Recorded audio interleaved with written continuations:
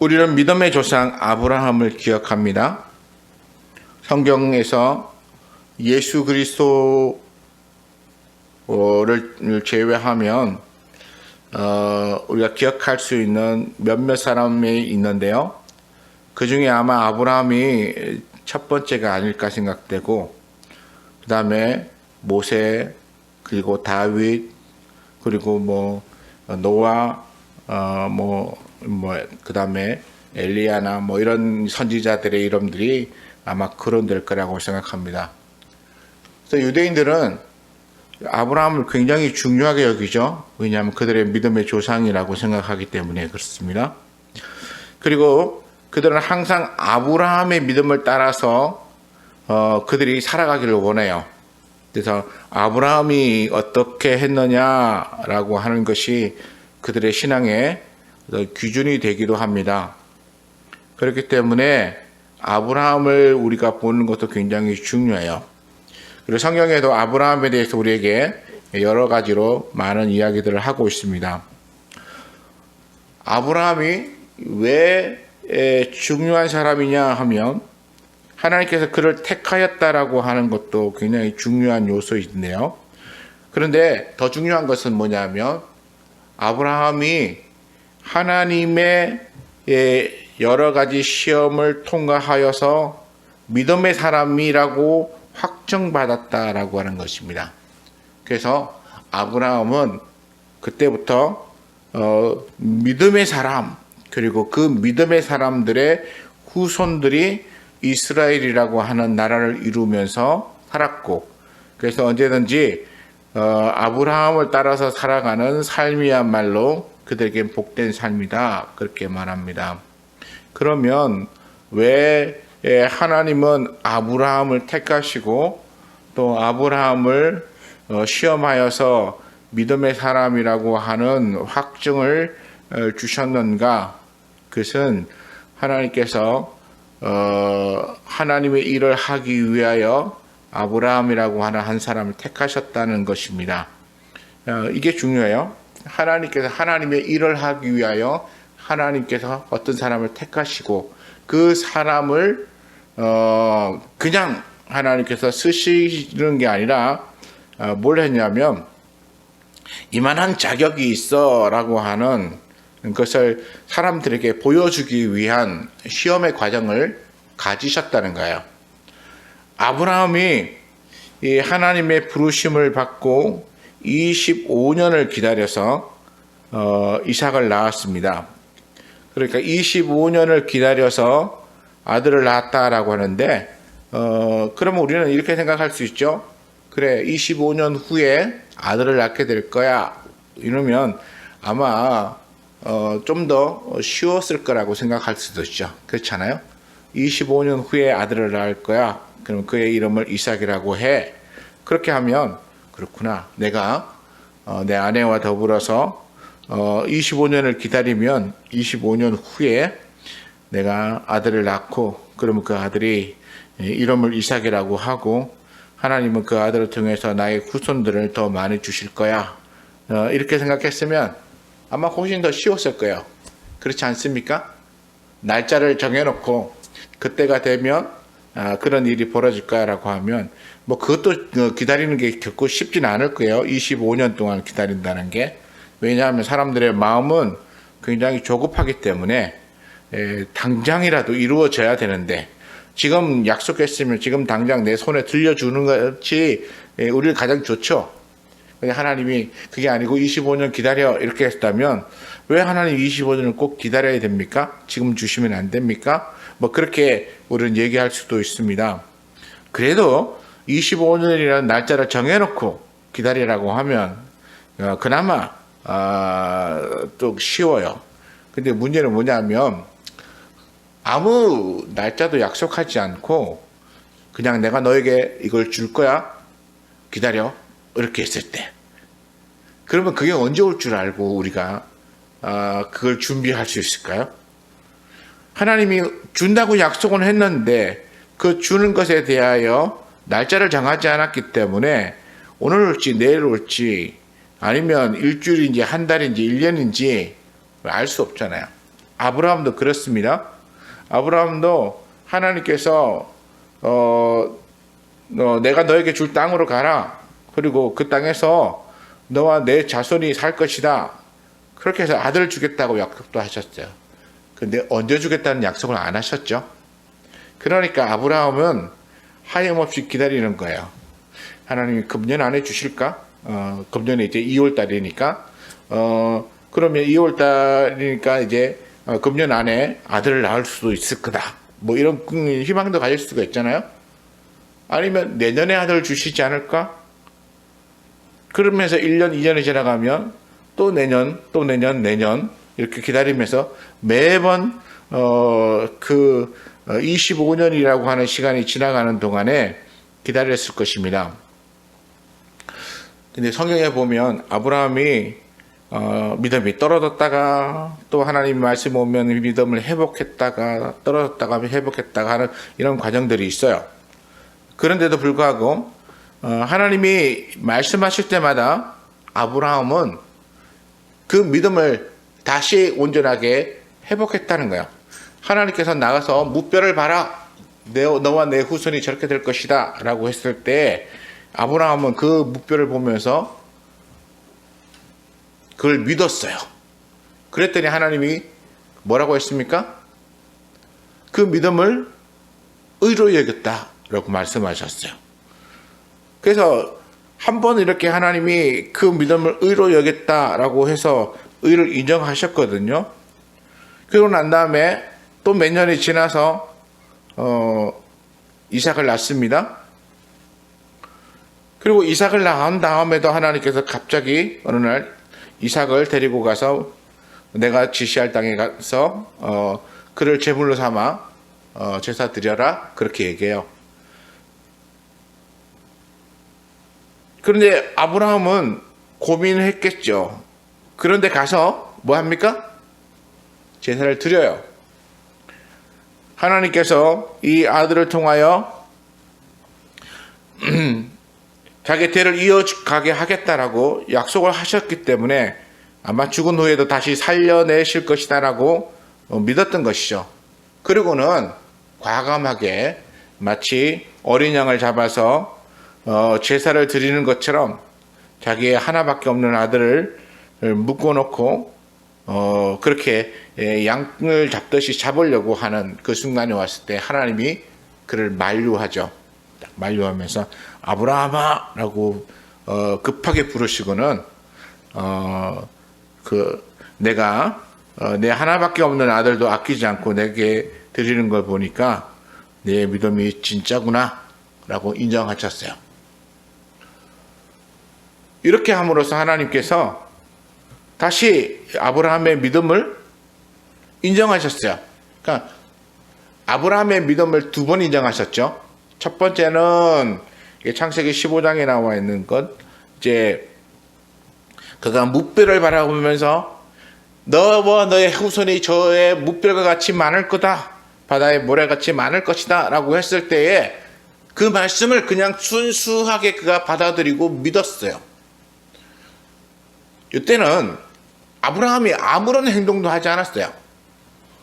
아브라함이 아무런 어떤 것도 드러내지 않고 그냥 하나님이 데리고 나가서 봐라 그래서 보고 그리고는 저렇게 될 거야 라고 했을 때 그냥 그 붓을 믿음으로 마음으로 받았을 때에 아브라함을 보신 하나님이 그래 네가 내 말을 진심으로 마음에 받고 믿는구나 라고 인정하시고 그 믿음을 의로 여기셨어요. 두 번째 이삭을 바칠 때의 믿음은 좀 다르죠. 이삭을 바칠 때의 믿음은 어떻습니까? 이삭을 데리고 모리아 산까지 갔어요. 그리고 하인들은 내버려 두고 이삭에게 장작을 지기우고 올라갔습니다. 그리고는 자기 하나밖에 없는 아들 이삭을 이렇게 묶어놓고 이제 정말 양을 잡듯이 잡으려고 하는 그러한 아브라함의 행동의 실천이 따랐던 거예요. 이게 두 번째 아브라함이 보여준 믿음이죠. 이 두 번째 믿음은 행동이 다른 거예요. 첫 번째에 의로 인정됐던 믿음은 그냥 말씀을 마음에 받아들인 것이고, 두 번째는 그 받아들였던 그것을 행동으로 실제로 옮기는 과정을 통하여서 인정을 받았던 거예요. 하나님은 아브라함에게 이렇게 두 가지를 통해서 믿음을 인정하시고, 그리고는 그가 믿음의 조상이 되도록 하셨어요. 그래서 그 이후부터 모든 사람들은 아브라함을 믿음의 조상이라고 인정합니다. 왜냐하면 아브라함이 가진 믿음이 하나님께로부터 인정받은 믿음이기 때문에 그렇다는 거예요. 그가 마음으로 믿어서도 인정받았고, 그가 하나님으로부터 받은 말씀을 믿고 자기의 삶으로 실천해서 행동함으로써도 인정을 받았어요. 내외적으로 다 인정을 받았어요. 그러니까 하나님으로부터 인정받은 믿음이기 때문에 그때부터 아브라함은 믿음의 조상이 된 거예요. 그럼 우리는 뭐 해야 되나요? 우리도 아브라함을 바라보면서 아브라함의 믿음을 닮으려고 하면 이 두 가지가 같이 돼야 돼요.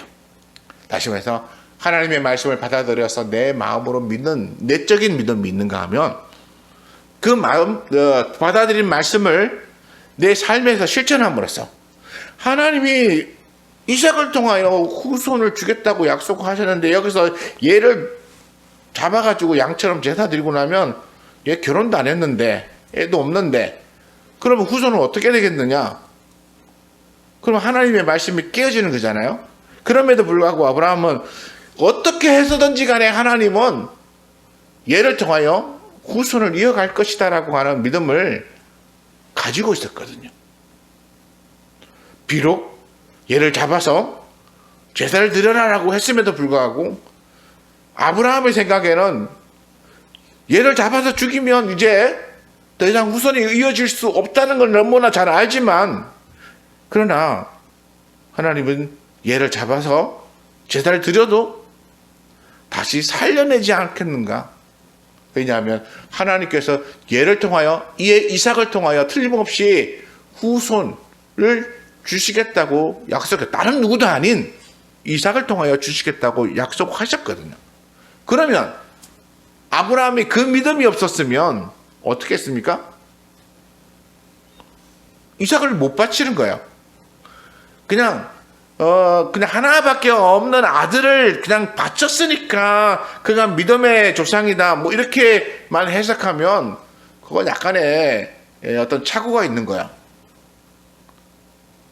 하나밖에 없는 아들을 바치는 것도 굉장한 믿음이지만 그러나 그것보다 더 중요한 것은 뭐냐면 아브라함은 하나밖에 없는 아들을 바쳐서 재물을 삼으면서도 뭘 잊어버리지 않았냐면 하나님께서 이삭을 통하여 내 후손이 하늘의 묵별처럼 많게 하시겠다라고 했던 그 약속의 말씀에 대해서 의심하지 않고 믿었다는 거야.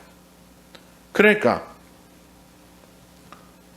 이삭을 제물로 바쳐라고 했을 때 여러 가지 고민했겠죠.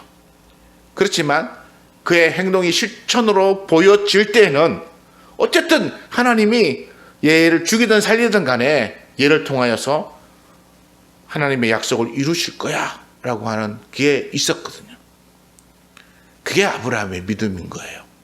오늘 우리 신앙인들이 가져야 될 믿음은 바로 그 믿음이어야 돼요.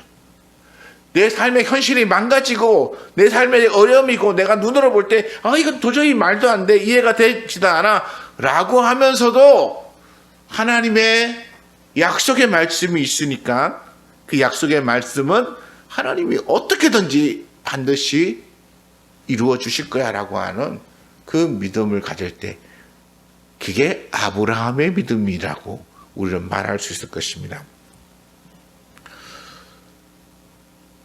아브라함도 하나님의 사람으로서 하나님께서 그를 믿음의 조상이라고 하는 이름으로 그의 길을 통하여 민족을 세우기 위하여 그를 택하시고 세우셨는데요.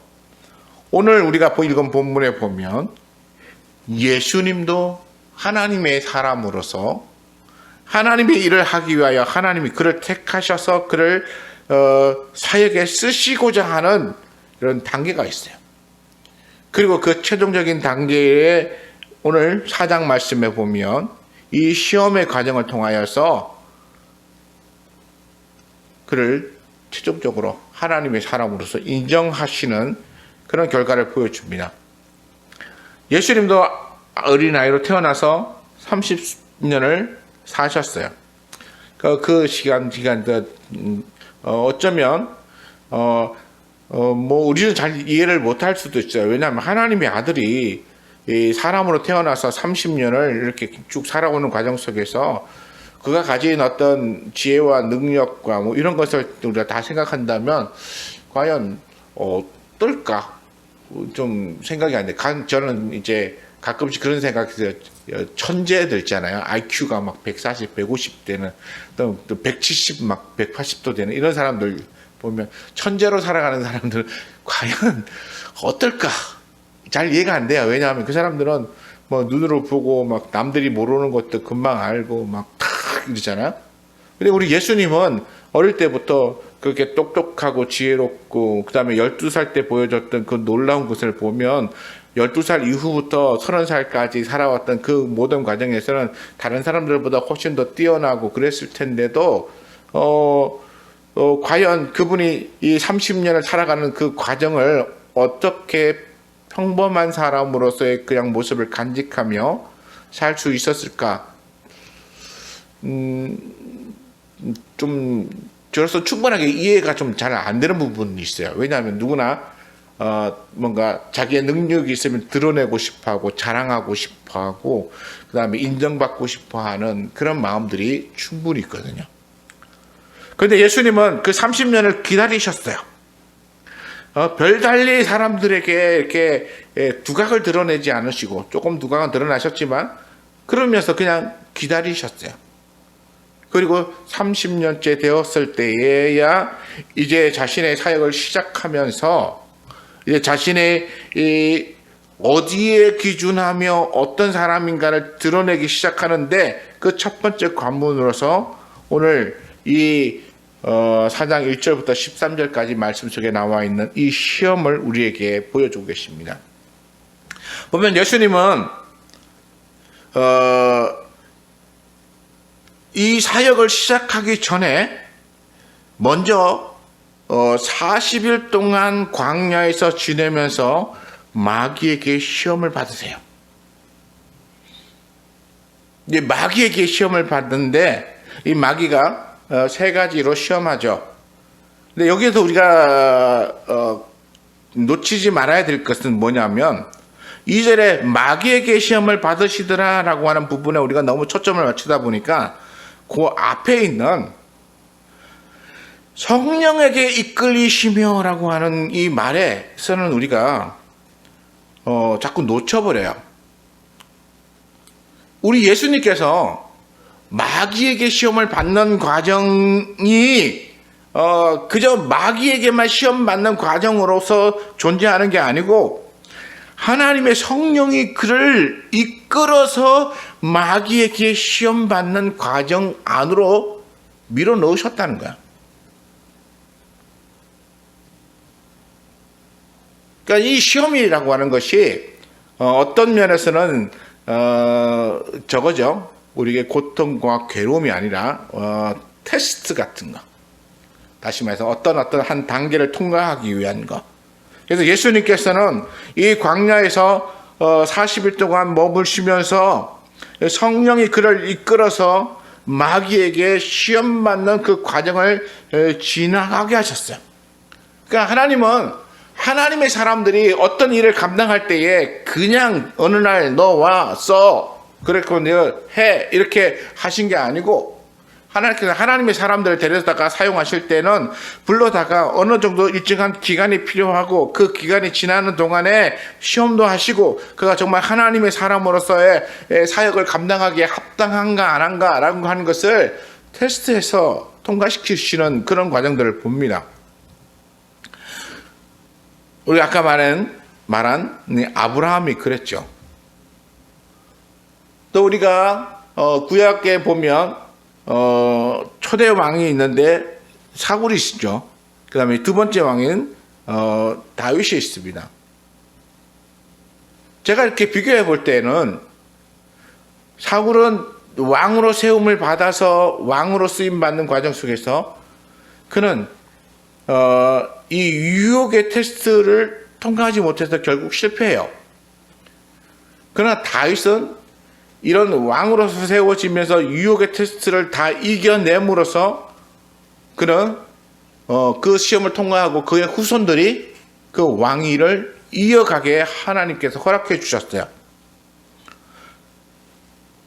결국 하나님께서는 사울이든 다윗이든 그가 하나님의 택함을 받아서 쓰임받는 그 과정 속에서 하나님께 테스트하시고, 그리고 그가 그 시험을 통과하고 통과하지 못하는 이것을 통하여서 하나님이 그들을 통하여 더 큰 일을 맡기시기도 하시고, 아니면 그 큰 일을 더 이상 이제 맡기지 않기도 하셨어요. 보면 사울은 왕으로서 40년 살았으니까 아니 뭐 왕으로 세우셨지 않느냐 이렇게 말할 수도 있습니다. 그러나 사울은 자기 대에서 왕이 끝났어요. 그러나 다윗은 자기 왕 대에서 끝난 게 아니라 그 후손들이 계속해서 왕이 되고, 그리고 그 후손들이 사실 실질적으로는 이제 더 이상 왕을 할 수 없음에도 불구하고 예수님의 대까지 오면서 그들이 기대한 것이 무엇입니까? 다윗의 후손이 와서 왕 노릇 해줄 것을 기대하는 이스라엘 백성들의 믿음이 그들에게 있었던 것이죠. 결국 하나님께서 이 시험의 과정을 통하여서, 테스트를 통하여서 그 과정을 통과한 사람들이 하나님의 쓰임받고 하나님의 계획하신 일들을 이렇게 쭉 따라서 진행하는데 쓰임받는 것입니다. 오늘 예수님도 그런 과정들을 겪고 있어요. 그래서 이 과정은 그냥 마귀가 와서 불쑥 시험하는 게 아니라 성령이 그를 이끌어서 마귀의 시험 과정을 거치게 하시고, 그리고 이 시험 과정을 거치고 난 이후에 예수님의 사역은 더 이상 마귀로부터 이렇게 어떤 저항이나 어떤 제재를 받는 게 아니라 이제 예수님은 자신의 사역을 온전하게 감당하고 하나님께 영광 돌리는 사역으로 그 결말을 맺으십니다. 그러면 무엇이 중요하겠습니까? 이 시험을 통과하는 게 중요한 거죠. 우리가 살아가면서 우리에게 오는 시험들을 우리가 통과하는 게 중요한 거야. 우리에게는 매 순간마다 어떤 과정들이 어떤 순간에 우리에게 이 시험이 오는지 알 수 없으니까 우리에게 오는 이 시험들은 항상 우리가 준비하고, 또 이 시험들은 그냥 오는 게 아니라 성령이 우리 예수 믿는 사람들을 이렇게 시험하여서 하나님의 사람으로 이끌어서 가기 위하여 주신다는 사실에 대해서도 우리가 좀 기억하고 있어야 합니다. 바로 이게 4장 1절에 보면 이 성령이 두 번 나와요. 예수께서 성령의 충만함을 입어, 그리고 요단강에서 돌아오사 광야에서 40일 동안 성령에게 이끌리시며, 이렇게 말하고 있어요. 그러니까 성령에 충만하여 성령에 이끌려서 그 다음에 2절에 가서는 마귀에게 시험을 받으시더라 이렇게 되었어요. 그러니까 우리 믿는 사람들은 있잖아요, 예수 믿으면서 오는 여러 가지 이 시험들을 우리는 그저 마귀가 내게 주는 괴로움이다라고만 생각하지 마시고, 내가 이 시험을 통하여 내가 넘어지거나 내가 이 괴로움을 당할 거야 라고 하는 그런 것으로 겪지 마시고, 이 시험이 나를 정말 너무 이렇게 좌절하게 만들어 이렇게 하지도 마시고, 우리가 가져야 될 생각은 뭐냐면, 이 시험이 나로 다음 단계로 올릴 수 있는 테스트 과정이다 라고 하는 것을 가진다면, 우리가 겪게 되는 이 어려움을 우리는 조금 더 긍정적으로 우리는 견뎌낼 것입니다. 우리 많은 사람들이 이 교회에서 이런 얘기를 듣죠. 그러면서도 실제로 내가 겪을 때는 그렇게 생각하지 않아요. 그런데 실제로 내가 겪을 때에도 내가 이 과정을 통과하면 내가 다음 단계로 하나님이 나를 더 나은 존재로 하나님의 일을 위하여 나를 쓰실 거야 라고 하는 그 믿음을 가졌을 때에 우리는 훨씬 더 우리에게 오는 어려움을 잘 견뎌낼 수도 있고, 또 그것을 넘어설 수 있는 확률도 훨씬 더 높아지는 것입니다.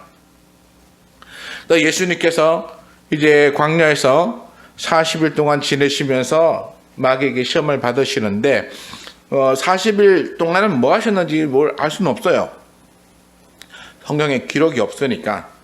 어쨌든 간에 40일 광야에서 지내시면서 이제 이끌림을 받으시다가 이제 마지막에 마귀에게 시험을 받는 과정을 겪게 되는데요. 그 모든 날 동안에 아무것도 잡수지 않았기 때문에 이제 마지막 때가 되니까 40일 됐죠. 그랬으니까 결국 예수님께서는 줄이시다 이렇게 말씀하셨어요. 배가 고프신 거죠. 그러니까 40일 동안 안 먹는 거 목숨 거는 것입니다. 40일 금식하다가 돌아가신 목사님들도 뭐 몇 분 계시다고 제가 얘기를 들었는데요. 정말 40일 안 먹는 것은 목숨을 걸을 만큼 굉장히 위급한 그런 상황을 우리에게 만들어 놓은 것이죠. 그런 상황 속에서 사단은 와서 뭐라고 말했냐면 이 배가 고픈 사람에게 내가 만일 하나님의 아들이거든 이 돌들에게 명하여 떡이 되게 하라. 그러니까 내 고품을 이걸 떡을 만들어서 먹어라. 네가 하나님의 아들 맞냐? 그래 정말 하나님의 아들이면 너 이거 떡을 만들 수 있는 능력이 있지 않느냐? 그러니까 떡을 만들어서 먹어. 그러면 배고픔을 면할 거야. 라고 그렇게 말합니다. 여기서 사단이 무엇을 시험했습니까? 우리의 욕구죠, 욕구. 식욕. 먹지 않으면 배고픔. 이 생존의 욕구. 또 다른 말로 말하면 뭐 정욕이라고도 말할 수 있는데요. 이런 욕구들을 시험한 거예요. 우리 생리적인 욕구, 우리 생체적인 욕구, 이런 것들을 시험한 거예요. 결국 우리의 몸이 유지하기 위해서 가져야 될 어떤 필수적인 요소들, 또는 우리가 살아가면서 가져야 될 필수적인 어떤 요소들, 이런 것들을 가져다가 우리에게 요구합니다. 네가 살아가려면 이거 필요하지 않아? 그러니까 이거 있어야 되지. 그러고 말하면서 그런 것들을 이 자기 자신을 위한 어떤 욕구 해결에 관한 것으로 사단은 유혹하는 거야. 우리 믿음의 사람들도 가장 많이 유혹받는 게 이거라고 생각해요. 다시 말해서 너 배고프지? 그러면 떡 만들어봐. 떡 달라고 해. 그렇죠. 우리가 신앙생활을 하면서 우리가 갖는 게 뭡니까? 우리는 다 부자는 아니잖아요. 그러니까 살아가다 보니까 어렵고 또 돈이 필요할 때도 있고 또 급하게 무슨 일이 벌어지기도 하고 막 그러면 가장 필요한 게 뭐냐면 그런 걸 해결하는 거예요. 지금 당장 우리의 주변에 있는 어떤 문제를 해결하는 거야. 그리고 나와 내 가족과 내가 아는 누군가를 위해서 해결하는 거예요. 그리고 그걸 해결하면 모든 것이 다 된 것처럼 우리가 여겨지지만 그러나 해결하고 나면 그때는 또 다른 문제가 생기잖아요. 그럼에도 불구하고 그 문제에 부딪혔을 때는 그 문제 해결하는 게 가장 중요한 것처럼 나타납니다. 그럴 때에 우리는 그 문제가 제일 중요하지 않아 라고 말할 수 있는 그런 어떤 마음과 용기가 필요해요. 내게 있는 이 문제가 제일 중요하지 않아. 이거 해결한다고 사실 모든 문제가 해결되는 건 아니잖아요.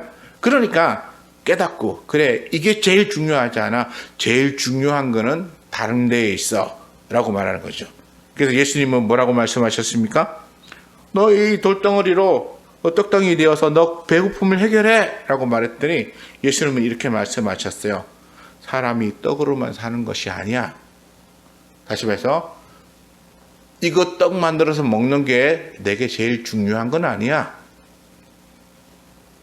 그리고 예수님께서 마태복음에 뭐라고 말씀하셨냐면 마태복음 4장 4절에 보니까 사람이 떡으로만 살 것이 아니라 하나님의 입으로부터 나오는 말씀으로 살 것이야. 제일 중요한 것은 하나님의 말씀이야. 사단의 유혹을 바꾼 거예요. 사단이 유혹한 말을 바꾼 거예요. 제일 중요한 게 지금 나의 당장의 욕구를 해결하는 게 아니고 나의 당장의 문제를 해결하는 게 아니고 하나님의 말씀대로 사는 게 제일 중요해. 그렇게 상황을 바꾼 거예요. 우리가 믿음으로 살아간다는 것이 무엇입니까? 바로 이거예요. 우리의 현실에 부딪혀서 나를 괴롭게 하고 나로 하여금 나의 마음과 생각을 다 빼앗아가서 나로 하여금 때로는 절망 가운데 빠뜨리게 하는 그 모든 문제에 대해서도 이게 제일 중요한 게 아니야. 더 중요한 건 하나님의 말씀이야 라고 말할 수 있어야 된다는 거죠. 두 번째, 마귀가 이 시험을 안 되니까 예수님을 데리고 어디로 갔습니까? 천하만국을 보일 수 있는 곳으로 데리고 갔어요. 그리고는 모든 권위와 영광을 내가 네게 줄 텐데 그건 나한테 절해라. 이 절하라는 얘기는 뭐냐면 내게 복종해라 라고 하면 네가 내 말을 따르면, 네가 나를 섬기면 내가 이 모든 걸 너한테 다 줄 수 있어, 이렇게 말하는 거예요. 사실 이게 원래 누구 거였습니까? 하나님 거였죠. 그 하나님 누구에게 줬습니까? 아담에게 줬는데 아담이 어떻게 했죠? 하나님의 말이 아닌 사단의 말을 따라서 그에 복종하고, 그리고는 사단의 말처럼 저거 따먹으면 내가 정말 지혜로워져서 하나님처럼 될 거야라고 하는 말에 순종해서 가서 따먹죠. 사실 그 유혹에서 따먹은 거지만 유혹은 또 다른 말로 하면 결국 유혹하는 자의 말에 순종하는 거예요. 그러니까 사단의 말에 순종해서 가서 따먹었거든요. 그 순간 아담이 가지고 있는 모든 권세를 가지고 사단에게로 밑으로 들어가서 절을 한 거예요. 지금 이 말이에요. 그러니까 네가 하나님의 아들이냐? 근데 너는 아무것도 없잖아. 그러니까 지금 내게 절하면 내가 이 모든 걸 다 너에게 줄게. 내가 아담에게서부터 빼앗은 건데 다 내 거야. 내가 이제 너에게 다 줄 수 있어. 이렇게 말하는 거죠. 이게 뭐냐면 권력욕이죠. 소유욕이에요. 더 많이 가지고 더 많은 것을 우리가 누릴수록 우리는 더 행복해질 거라고 생각하고, 세계 정복하는 사람들의 마음은 다 그렇죠. 내가 천하를 정복했다. 그런데 우리가 잘 아는 중국의 진시황이 천하를 통일했어요. 그리고 이 중국을 통일하고 난 다음에 그는 몇 년 만에 죽은지 아십니까? 중국을 통일하고 5년 만에 죽었어요. 왜냐하면 전국을 돌아다니며 자기가 이 정복한 땅을 시찰하려고 돌아다니다가 풍토병에 걸려서 죽었어요. 그 많은 걸 가져 뭐 하겠어요? 그 많은 땅을 가져서 뭐 하겠어요? 자기가 다 밟아보지도 못할 땅인데 돈을 수조씩 수백 조씩 가지고 평생 써보지도 못할 것인데 뭐 하기 위해서 삽니까? 자랑하기 위해서 살아요. 제가 어떤 것에서 얘기를 들었는데요. 부자들이 있잖아요. 부자들이 우리가 가난한 우리들이 생각하기에는 그 정도 재산이면 충분하다고 생각하는데 왜 더 가지려고 많이 저렇게 애쓸까? 그 사람들은 있잖아요. 이게 어느 정도 돈이 되면 그 다음부터는 돈 액수가 자기에게 만족을 주는 게 아니고 자기가 사회적으로 어느 순위에 있는가가 이게 중요해진대요. 다시 말해서 자기들과 비슷한 층에 있는 사람들하고 경쟁해서 내가 저 사람보다 더 많이 가짐으로써 더 높은 순위에 존재하는 사람이 될 거야라고 하는 게 그 사람들의 목표가 된다는 거야. 내가 돈을 많이 가지고 내가 그걸 다 누리며 살겠다는 목표가 아니고 막 가지면서 나는 이만큼을 더 가지고 있으니까 나는 쟤보다 저쪽 사람보다 저쪽 그룹에 있는 사람보다 더 나라고 하는 이런 자부심과 그런 어떤 자기 만족의 욕구를 채우기 위해서 더 많이 벌려고 애를 쓴다는 거예요. 똑같아요. 이 모든 걸 너에게 줄게. 자랑하는 거죠. 자랑하는 거야. 그런데 우리 예수님은 뭐라고 말씀하셨습니까? 이 모든 것 다 가질 필요도 없고 8절에 보니까 주 너의 하나님께 경배하고 다만 그를 섬기라. 내가 돈에 대한 욕심과 세상의 명예와 권력에 대한 욕심과 이 세상을 다 갖겠다는 그런 어떤 소유욕을 가진 것보다는 내가 하나님 섬기는 게 더 중요하다. 완전히 관점을 바꿨어요. 나는 하나님 섬기는 게 더 중요해. 내가 모든 걸 가져서 내가 지배하고 다스리는 자가 되는 게 아니라 나는 하나님 섬기는 자가 될 거야 라고 하는, 우리가 살아가면서 우리의 관점이 내가 얼마큼 가지고 얼마큼 하면 내가 뭐도 사고 뭐도 하고 이렇게 우리 그렇잖아요. 저희 복권 사시면 로또 사시면 그래서 내가 이번 당첨되면 그다음에 뭐 건물도 하나 사고 집도 뭐 하나 사고 누구에게 얼마 더 주고 우리 막 한 일주일 동안 행복하게 사는데, 근데 일주일 지나면 꽝 그렇죠? 근데 우리가 그런 어떤 뭐 꿈을 꾸는 건 욕할 수는 없던데, 그러나 우리가 더 중요한 게 뭔지를 알아야 되네. 더 중요한 거 하나님을 섬기는 거야. 내가 더 많이 갖는 게 중요한 게 아니고 내가 하나님을 섬기는가 안 섬기는가가 더 중요하다는 거야. 세 번째 사단이 유혹한 게 뭡니까? 예수님을 예루살렘으로 가서 성전 꼭대기에다 세우고 네가 하나님의 아들이거든 여기서 뛰어내려보라. 그러면 이제 성경에 보니까 하나님이 너를 위하여 그 사자들을 명하사 너를 지키게 하시리라. 그리고 또 그들이 손으로 너를 받들어 내 발이 돌에 부딪히지 않게 하시리라. 이렇게 이 시편 말씀을 인용하면서 네가 하나님의 아들이면 천사들이 와서 너를 딱 받들어 줄 거야. 네가 발이 부딪히지 않도록 와서 딱 받쳐주고 너는 안전하게 딱 뛰어내리면서도 자신감 있게 아주 멋지게 내려올 거야. 저는 이게 저거라고 생각해요. 어떤 너의 능력, 너의 어떤 권세 이런 것들을 사람들에게 보여줘봐.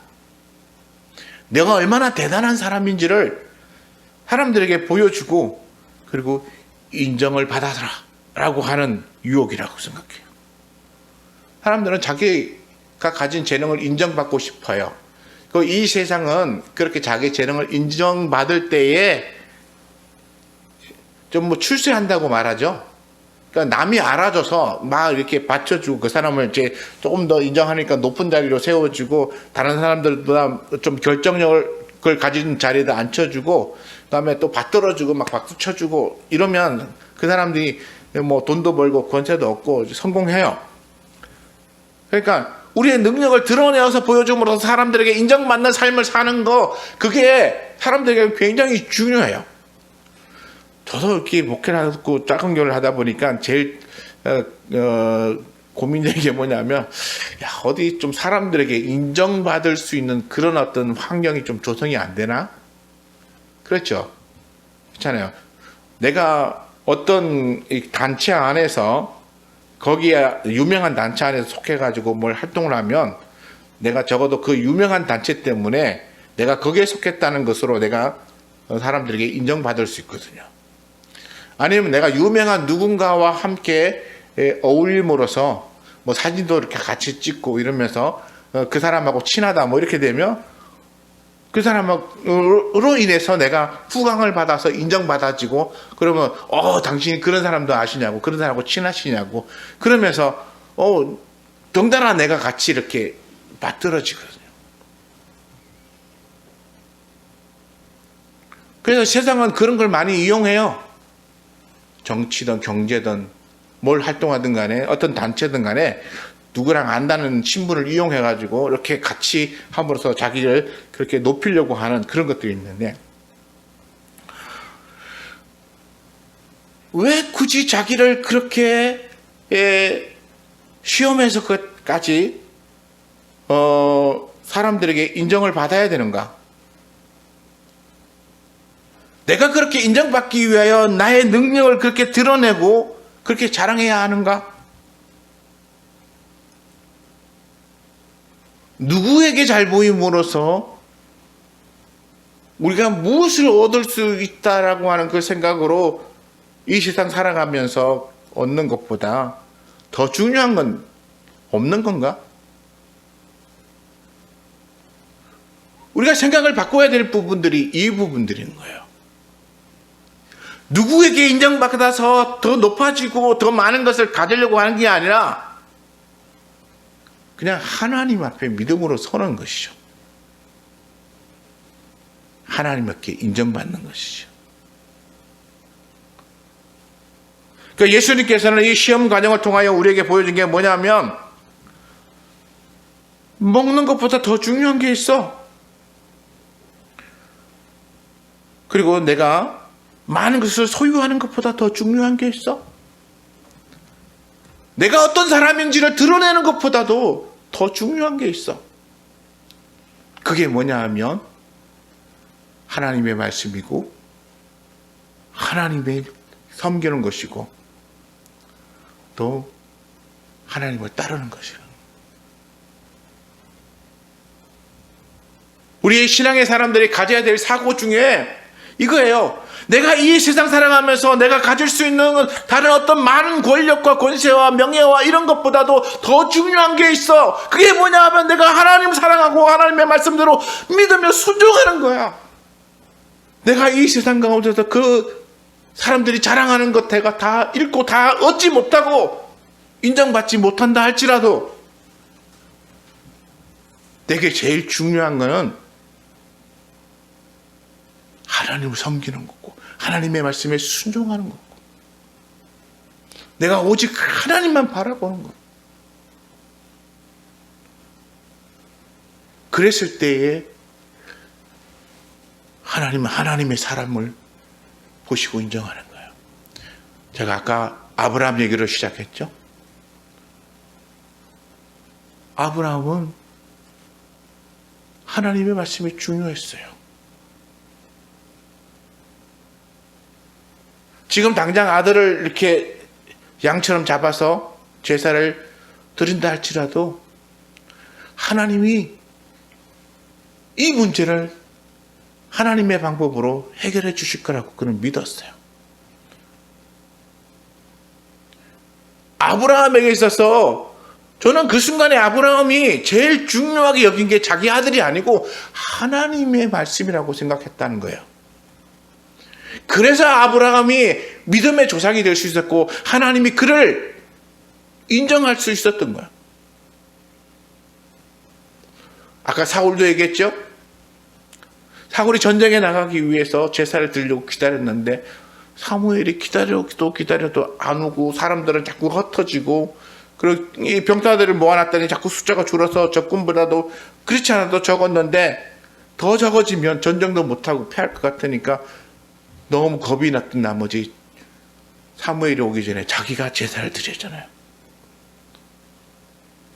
그리고는 하나님의 말씀대로 순종하지 않고 자기 눈에 보기에 좋은 것들을 세우는 거야. 그걸 살려놓는 거야. 그리고 나중에는 하나님께 제사를 드리기 위해서라고 하는 아주 근사한 변명거리로 대체하죠.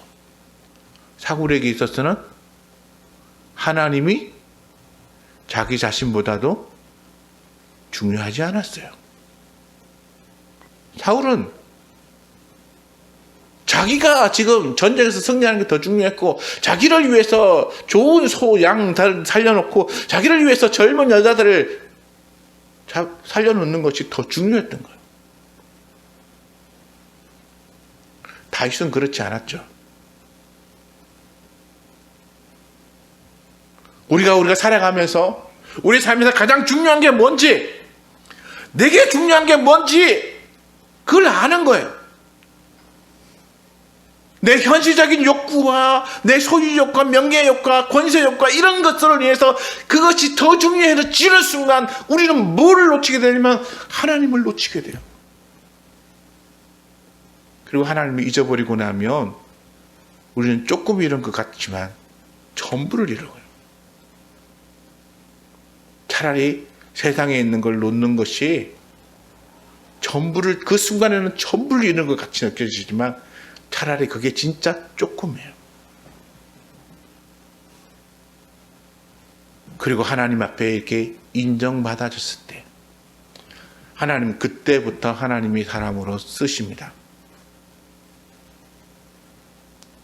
오늘 하나님의 말씀 붙잡으시고 내가 하나님의 사람으로 쓰임 받겠다라는 욕구도 우리는 사실 버려야 되는 거죠. 다만 나는 하나님이 좋아요, 하나님의 말씀대로 살겠습니다라고 하는, 다른 어떤 것보다 나는 하나님이 가장 중요하고 그리고 소중합니다라는 고백으로 살아가시면 그 다음에는 하나님이 알아서 하실 거예요. 우리 부귀문교의 성도 여러분, 우리는 하나님보다 더 중요한 것을 만들지 맙시다. 우리는 오직 가장 중요한 하나님만 바라보며 믿음으로 살아가는 사람이 되어야 할 것입니다. 그러므로서 차라리 세상 것을 잃어서 조금 잃어버리고 하나님을 얻음으로써 전부 얻으시는 저와 여러분 되시기를 축원합니다.